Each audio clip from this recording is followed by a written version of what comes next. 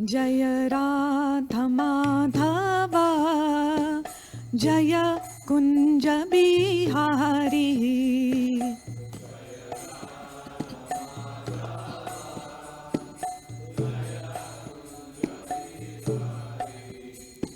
जय गोपी जन वल्लभ जय गिरिवर धारी जय गिरिवर धारी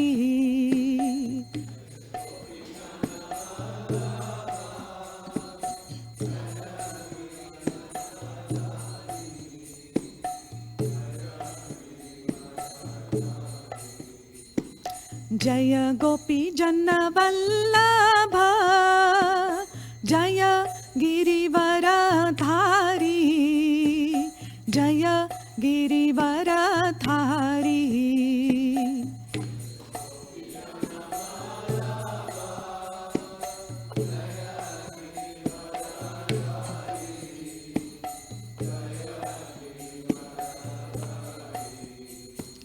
जय यशोदानंदना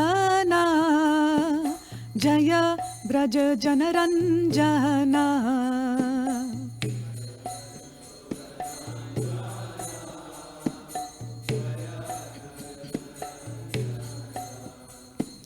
जय यशोदानंदना जय ब्रज जनरंजना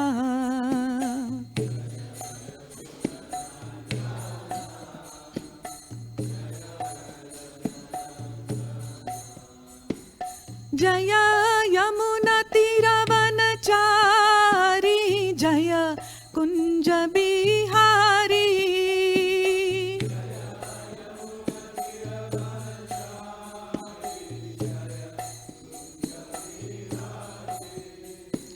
जय यमुना तीरवनचारी जय कुंज बिहारी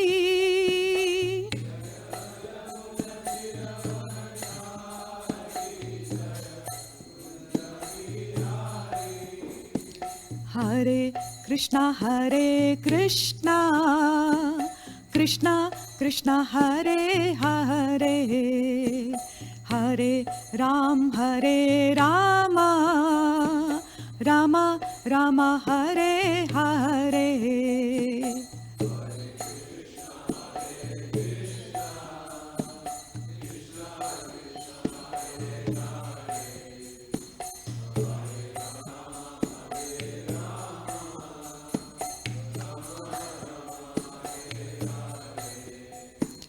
हरे कृष्णा कृष्णा कृष्णा हरे हरे हरे राम राम राम हरे हरे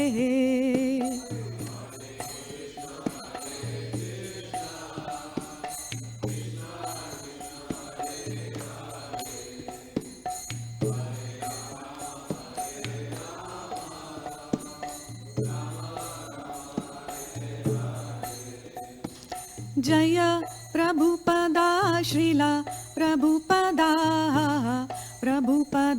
जय प्रभुपदा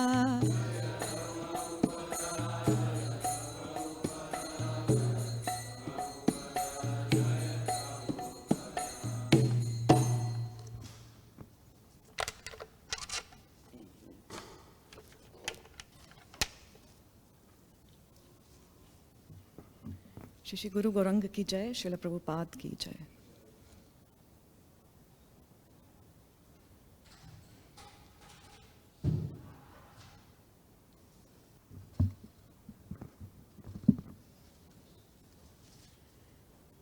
नारायणं नमस्कृत्य नरं चैव नरोत्तमं देवीं सरस्वतीं व्यासं ततो जयमुदीरयेत्। नष्टप्रायेषु अभद्रेषु नित्यं भागवत सेवया भक्तिर्भवति उत्तमा श्लोकेर Bhakti Bhavati Naishtaki. Please forgive me for the incorrect prayers. Reading from Krishna book, chapter 2, entitled Prayers by the Demigods for Lord Krishna in the Womb. Om Jnanatimirandhasya Jnananjana Shalakaya Chakshur Unmilitam Yena Tasmai Shri Guruve Namaha.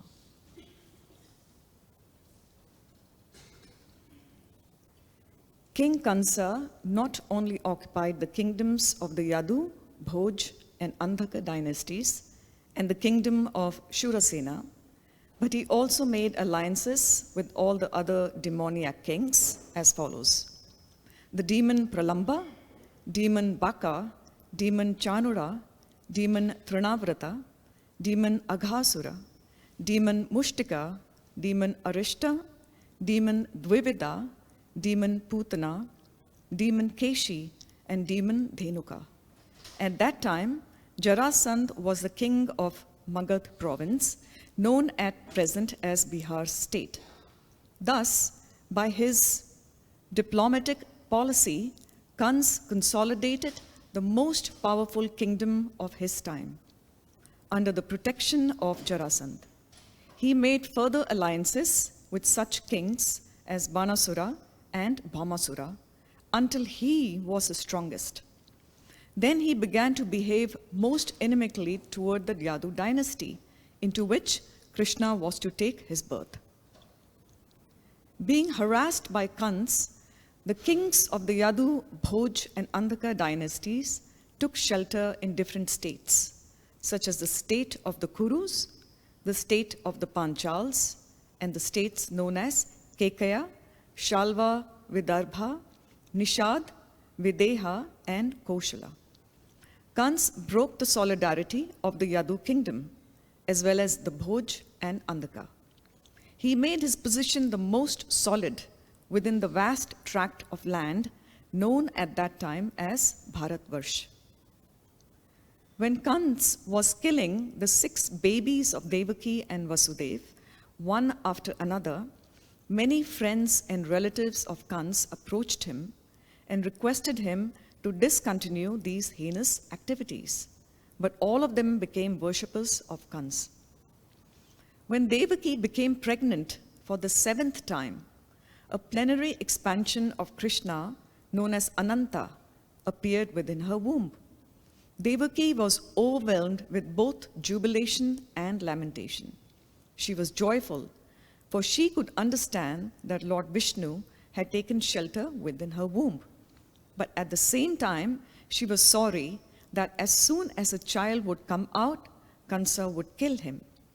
At that time, the Supreme Personality of Godhead, Krishna, became compassionate upon the Yadus, who were fearful due to the atrocities committed by Kansa, ordered the appearance of Yogmaya, his internal potency.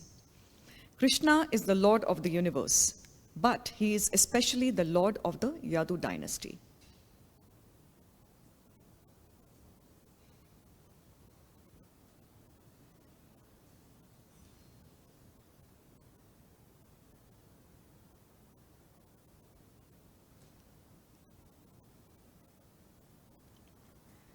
Yogmaya is the principal potency of the personality of Godhead.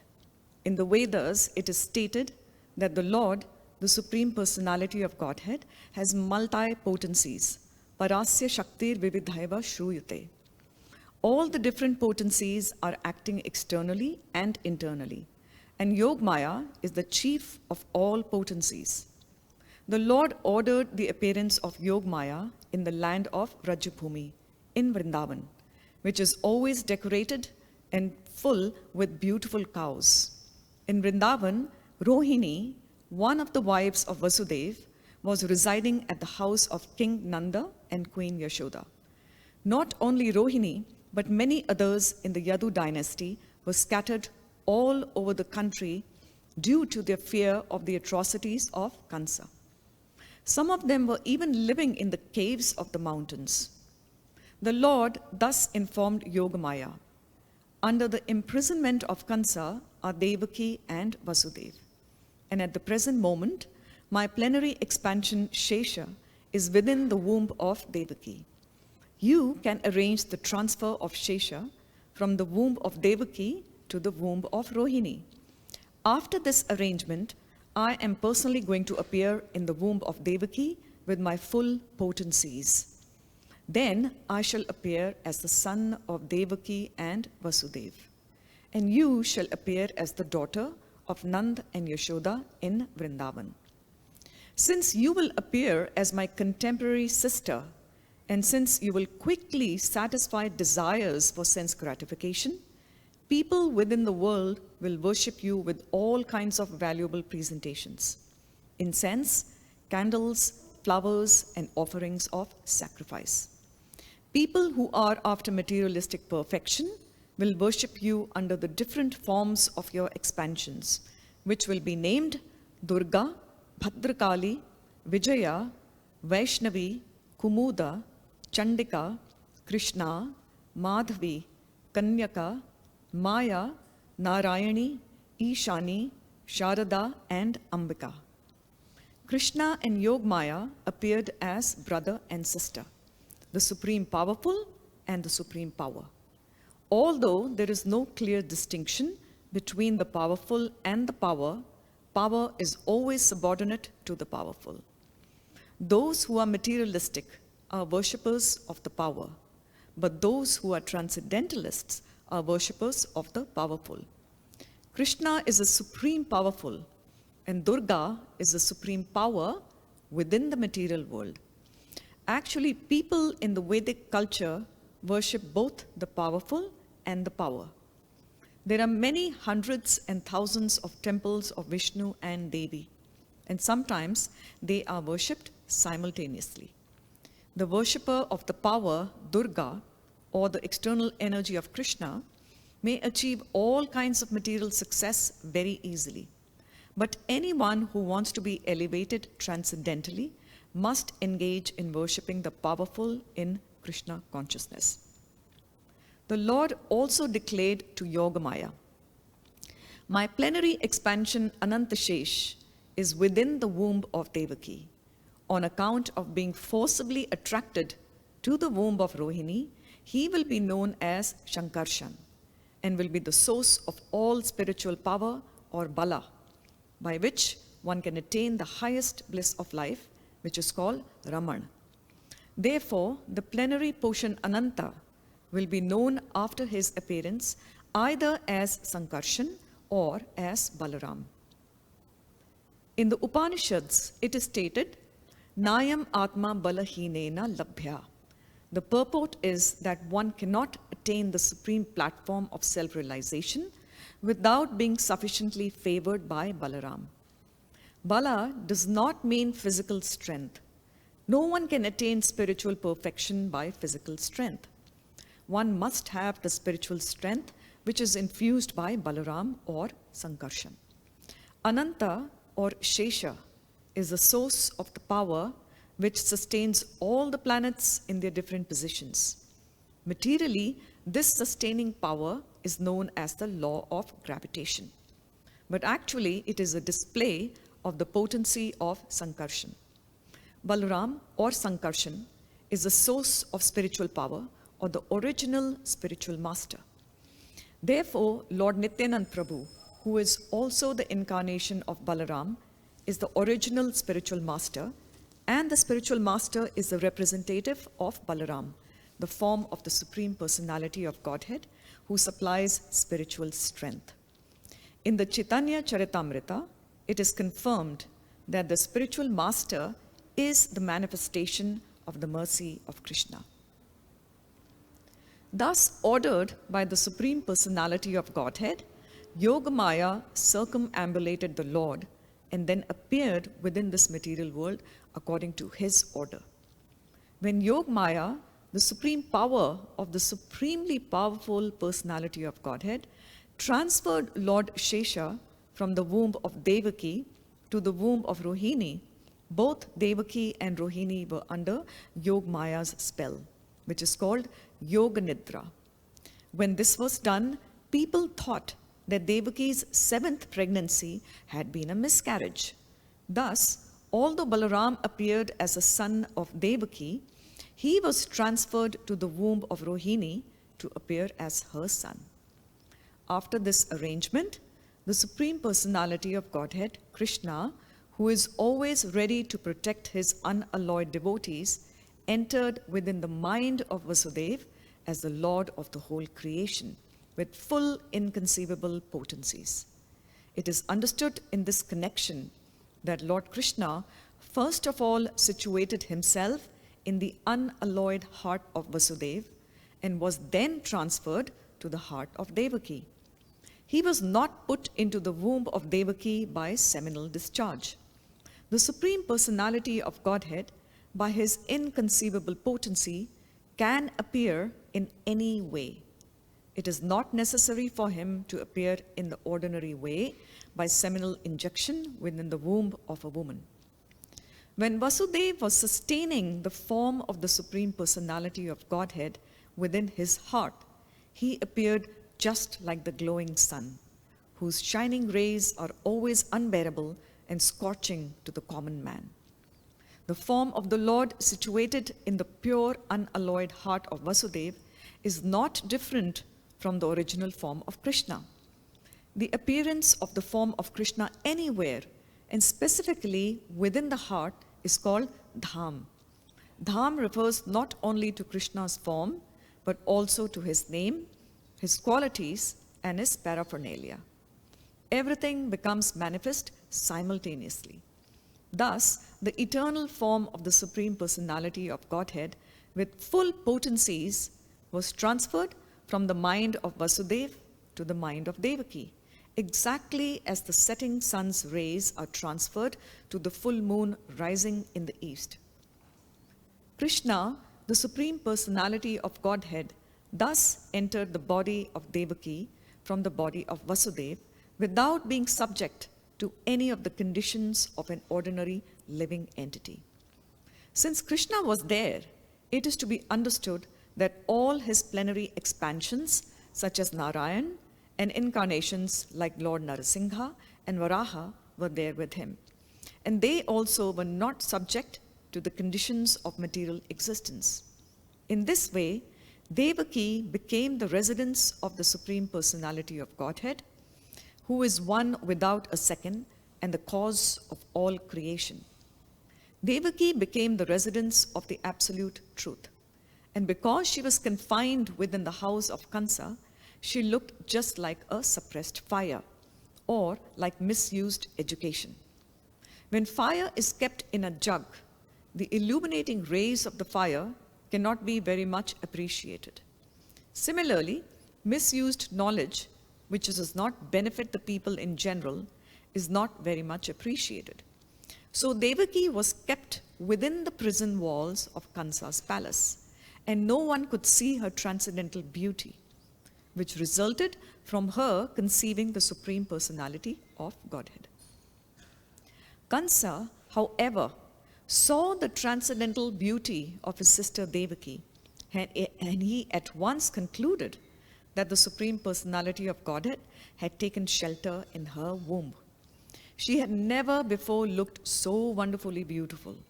He could distinctly understand that there was something wonderful within the womb of Devaki. In this way, Kansa became perturbed because he was sure that the Supreme Personality of Godhead, who would kill him in the future, had now come. Kansa began to think, what is to be done with Devaki? Surely she has Vishnu or Krishna within her womb. So it is certain that Krishna has come to execute the mission of the demigods. And even if I immediately kill Devaki, his mission cannot be frustrated. Kansa knew very well that no one can frustrate the purpose of Vishnu. Any intelligent man can understand that the laws of God cannot be violated. His purpose will be served in spite of all impediments offered by the demons. Kansa thought, if I kill Devaki at the present moment, Vishnu will enforce his supreme will more vehemently. To kill Devaki just now would be a most abominable act. No one desires to kill his reputation. even in an awkward situation. If I kill Devaki now, my reputation will be spoiled. Devaki is a woman, and she is under my shelter. She is pregnant, and if I kill her, immediately my reputation, the results of my pious activities, and my duration of life will all be finished. He further deliberated. A person who is too cruel is as good as dead, even in this lifetime. No one likes a cruel person during his lifetime, and after his death, people curse him. On account of his self-identification with the body, he must be degraded and pushed into the darkest region of hell. Kansa thus meditated on all the pros and cons of killing Devaki at that time. Kansa finally decided not to kill Devaki right away, but to wait for the inevitable future. But his mind became absorbed in animosity against the personality of Godhead. He patiently waited for the delivery of the child, expecting to kill him, as he had done previously with the other babies of Devaki. Thus, being merged in the ocean of animosity against the personality of Godhead, he began to think of Krishna or Vishnu while sitting, while sleeping, while walking, while eating, while working, in all the situations of his life. His mind became so much absorbed with the thought of the Supreme Personality of Godhead that indirectly he could see only Krishna or Vishnu around him. Unfortunately, although his mind was so absorbed in the thought of Vishnu, he is not recognized as a devotee because he was thinking of Krishna as an enemy. The state of mind of a great devotee is also to be always absorbed in Krishna, but a devotee thinks of him favorably, not unfavorably. To think of Krishna favorably is Krishna consciousness, but to think of Krishna unfavorably is not Krishna consciousness. At this time, Lord Brahma and Lord Shiva, accompanied by great sages like Narada and followed by many other demigods, invisibly appeared in the house of Kansa. They began to pray to the Supreme Personality of Godhead in select verses, which are very pleasing to the devotees and which award fulfillment of their desires. The first words they spoke acclaimed that the Lord is true to his vow. As stated in the Bhagavad Gita, Krishna descends to this material world just to protect the pious and destroy the impious. That is his vow. The demigods could understand that the Lord had taken his residence within the womb of Devaki to fulfill his vow, and they were very glad that the Lord was appearing in order to fulfill his mission. Then the demigods addressed the Lord as Satyam Param, or the Supreme Absolute Truth. Everyone is searching after the truth. That is the philosophical way of life. The demigods give information that the Supreme Absolute Truth is Krishna. One who becomes fully Krishna conscious can attain the Absolute Truth. Krishna is the Absolute Truth because, unlike relative truth, he is the truth in all the three phases of eternal time.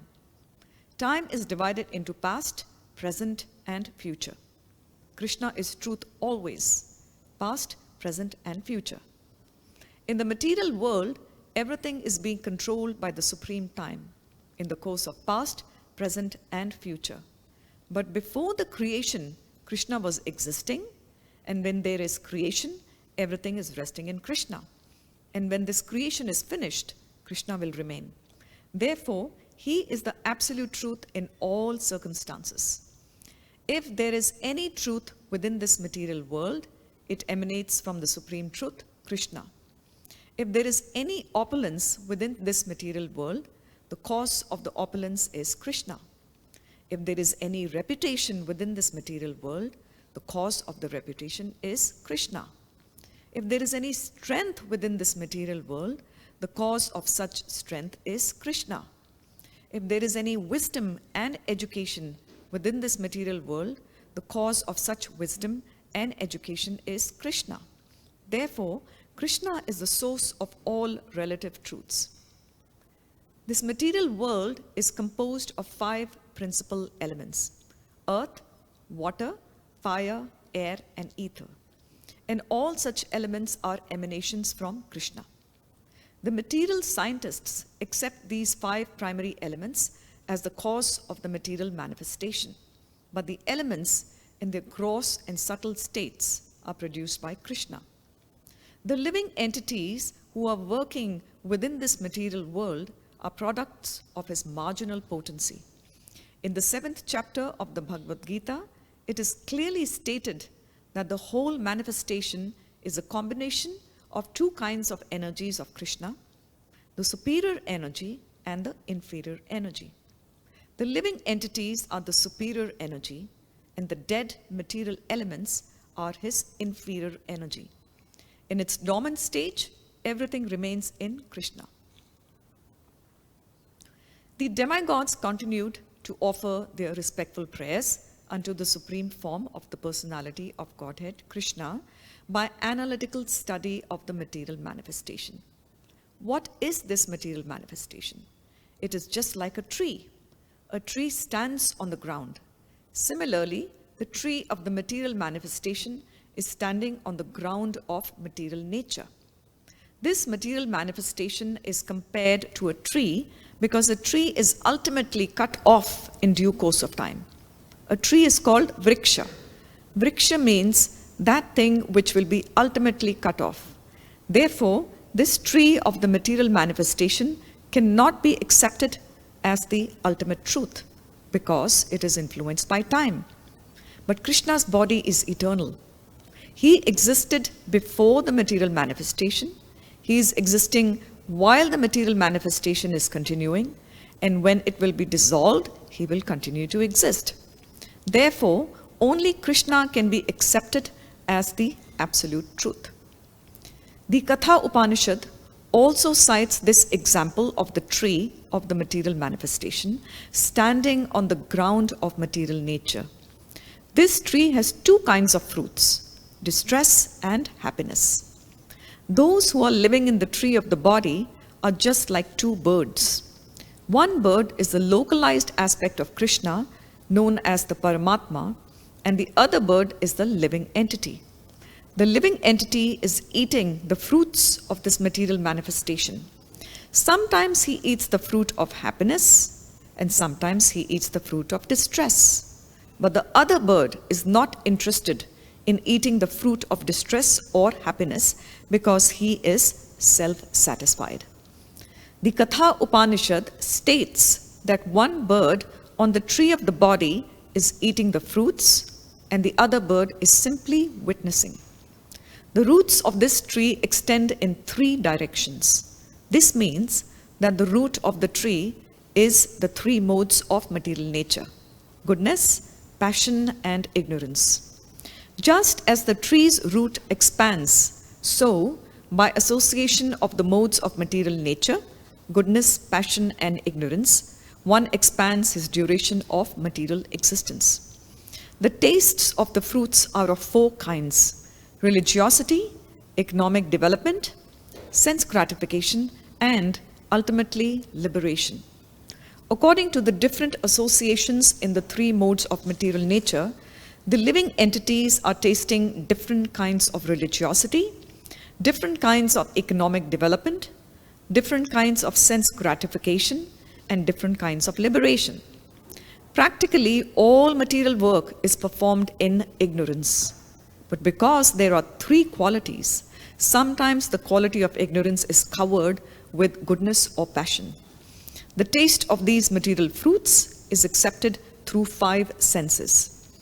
The 5 sense organs through which knowledge is acquired are subjected to 6 kinds of whips: lamentation, illusion, infirmity, death, hunger, and thirst. This material body, or the material manifestation, is covered by 7 layers: skin, muscle, blood, marrow, bone, fat, and semen. The branches of the tree are 8: earth, water, fire, air, ether, mind, intelligence, and ego. There are 9 gates in this body: the 2 eyes, 2 nostrils, 2 ears, 1 mouth, 1 genital, 1 rectum. And there are 10 kinds of internal air passing within the body: pran, apan, udan, vyan, saman, etc. The 2 birds seated in this tree, as explained above, are the living entity and the localized Supreme Personality of Godhead, Paramatma. The root cause of the material manifestation described here is the Supreme Personality of Godhead. The Supreme Personality of Godhead expands himself to take charge of the 3 qualities of the material world. Vishnu takes charge of the mode of goodness, Brahma takes charge of the mode of passion, and Lord Shiva takes charge of the mode of ignorance. Brahma, by the mode of passion, creates this manifestation. Lord Vishnu maintains this manifestation by the mode of goodness, and Lord Shiva annihilates it by the mode of ignorance. The whole creation ultimately rests in the Supreme Lord. He is the cause of creation, maintenance, and dissolution. And when the whole manifestation is dissolved in its subtle form as his energy, it rests within his body. At present, the demigods prayed. The Supreme Lord Krishna is appearing just for the maintenance of this manifestation. Actually, the Supreme Cause is one, but less intelligent persons, being deluded by the 3 modes of material nature, see that the material world is manifested through different causes. Those who are intelligent can see that the cause is one, Krishna. As it is stated in the Brahma Samhita, Ishvara Parama Krishna, Sarva Karana Karanam. Krishna, the Supreme Personality of Godhead, is the cause of all causes. Brahma is the deputed agent of creation. Vishnu is the expansion of Krishna for maintenance, and Lord Shiva is the expansion of Krishna for dissolution. In the last 10 minutes or so, I would like to provide some very interesting facts based on this reading that we have done, with your permission. So Srila Prabhupada has mentioned a lot of different things in these wonderful paragraphs. These are the prayers offered by the demigods. And the paragraph opens by talking about the demons that were afflicting Krishna and Balaram in Vrindavan. And in the purport, there's mentions of lots of demons, and there's mention of Jarasandha also. So I've made a few notes, very interesting facts also, how all these demons came multiple times. They were sent by Kansa to attack Krishna and Balaram both. And there's a large number of demons which are mentioned here, predominantly in the animal form, such as a snake, as a bull, as a horse, and so forth. Some of the demons were actually killed by Balaram, Lord Balaram, and majority of the other demons were killed by Lord Krishna. And then there is mention of Jarasandha also. I'm just going to trace the family lineage here, because we're talking about Krishna appearing in the land of Vrindavan. And there's a lot of personalities here that are mentioned here. So we'll start with Vasudeva and Devaki. And we do know Vasudeva and Devaki are the parents of Lord Krishna. And initially, they appeared as Sutapa and Prishni. And Sutapa and Prishni were performing very, very austere practices. And their whole prayer was that the Lord will appear to them just like their own son. So there's 3 births of Krishna's father. It is mentioned in our Shastra. Sutapa and Prishni, Vasudeva and Devaki, and then Aditi and Aditi and Kashyapa Muni. It is mentioned that the Lord appeared as Prishni Garbha, as Krishna himself, and then also as Lord Vamandev. So these are the 3 parental forms of Lord Krishna. And then we talk about how Vasudeva and Devaki married, and essentially what Kans was doing to them in terms of his atrocities. So there's 2 personalities here. In fact, there is a very interesting history of the place known as Mathura. It is mentioned long ago how the name Mathura was given here. I'm just going to talk a little bit about this here. It is mentioned, it's going back to the time of the Solar dynasty, Lord Ram's appearance here. And it is mentioned that Lord Ram appears in the dynasty of the sun, and they are known as Raghuvanshis, while Krishna appears in the dynasty of the Yadus, and he is known as Yaduvanshis, or all the members are known as Yaduvanshis. So the name Mathura was actually given by Lord Ram's younger son Shatrughna, and we won't go into the whole detail here, but essentially that was the name given to the kingdom of Mathura. And initially it was being ruled by a king known as Surasena, and Surasena's son was Vasudev. And there was another king, of course, when Shurasen was actually gave up his kingdom, Ugrasena took over in the ruling of Mathura. And Ugrasena and Devaka are actually two brothers. And it is mentioned that Kansa is the son of Ugrasena, and Devaka had lots of daughters, of which one of them is Devaki. And it is mentioned Vasudeva is the son of Surasena, Kansa is the son of Ugrasena, and Devaki is the daughter of Maharaj Devaka. It is also mentioned that Vasudeva married all 7 daughters of Devaka here. And there's a lot of relations here which we won't go into, but essentially I wanted to trace the lineage of the Yadu dynasty, because it is mentioned here that Krishna appeared in the family of the Yadus.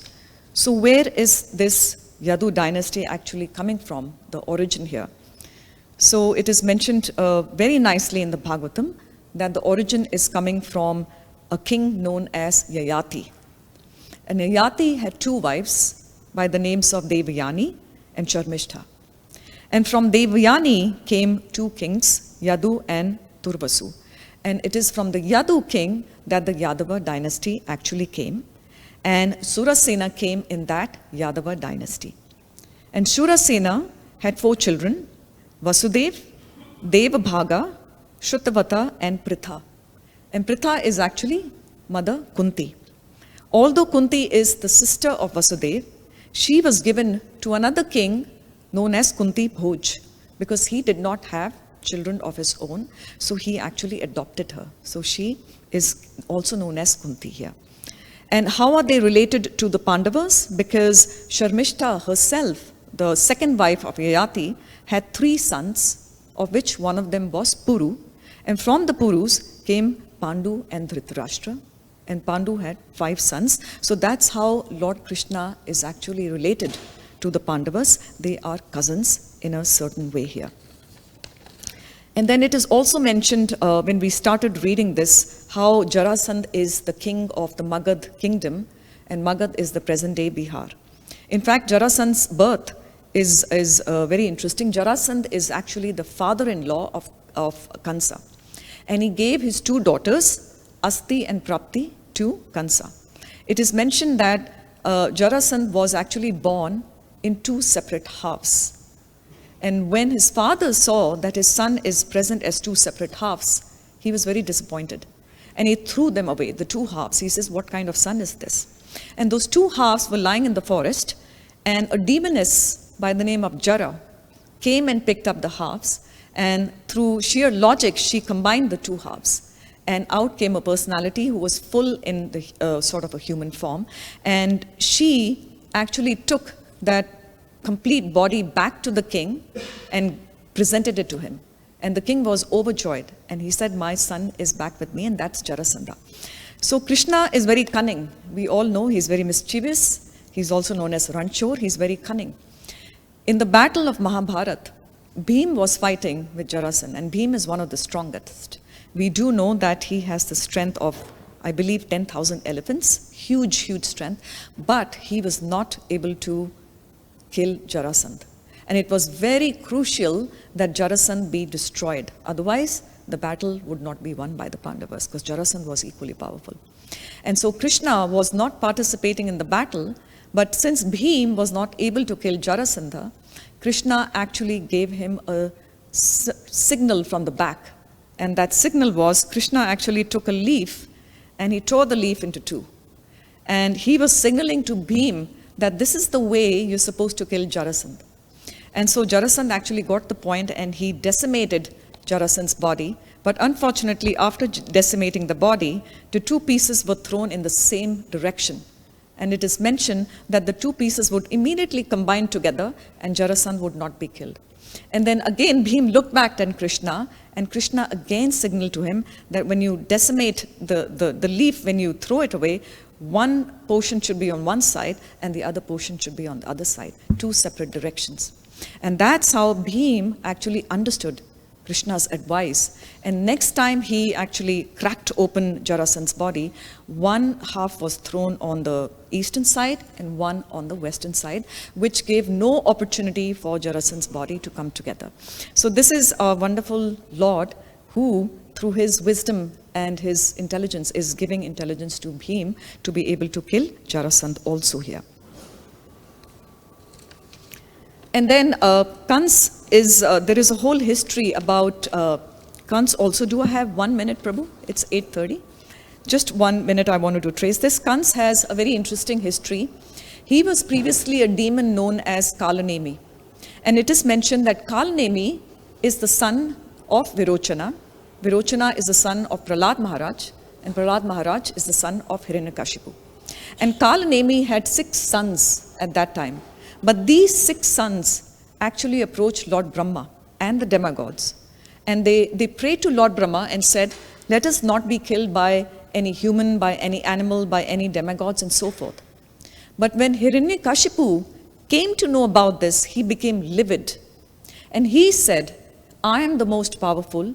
Why are you going ahead and praying, essentially, to the demigods who are my enemies? Why are you doing that? So I actually curse you that in your next birth, you will be killed by your own father. And this Kalanemi actually took birth in his next incarnation as Kansa. And these 6 sons who were to be killed by Kansa actually appeared in the womb of Devaki. And that's how actually Kans came to be killing the 6 sons of Devaki. And this is coming from Harivansha Vishnu Parva, 2nd chapter here. So this is basically what I wanted to share. Some very interesting pastimes tied to the personalities which are mentioned in these paragraphs that we read today in the Krishna book. His Divine Grace, A.C. Bhaktivedanta Swami Srila Prabhupada Ki Jai.